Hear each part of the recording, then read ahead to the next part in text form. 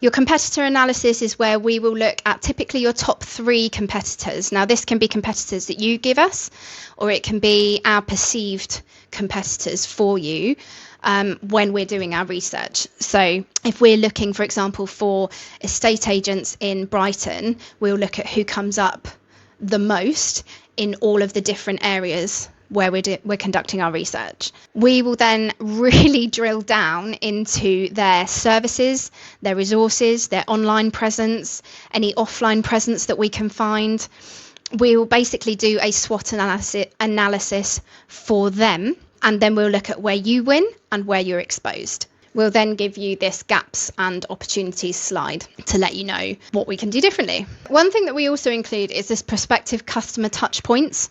So this is all of the areas that your customer could possibly come into contact with your brand, some of which you might not even have thought of yourself, some of which you probably will have thought of yourself. Then once we've done all of that, we will start to formulate your marketing and brand goals. So this will be off the back of conversations that we have had with you. You might tell us that you want your business to increase its revenue by 200k by the end of next year. This client, for example, that I'm using the example for, they told us that they're just not visible enough anymore. Once upon a time, they were really, really well known, but they don't feel like enough people see them anymore.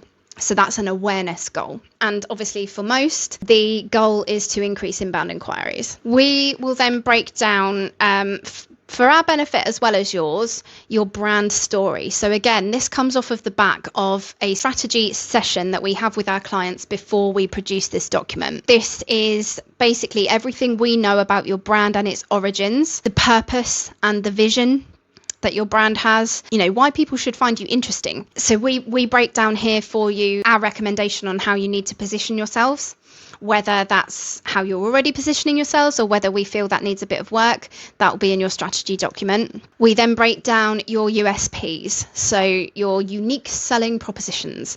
Every single brand should have them. Few actually do.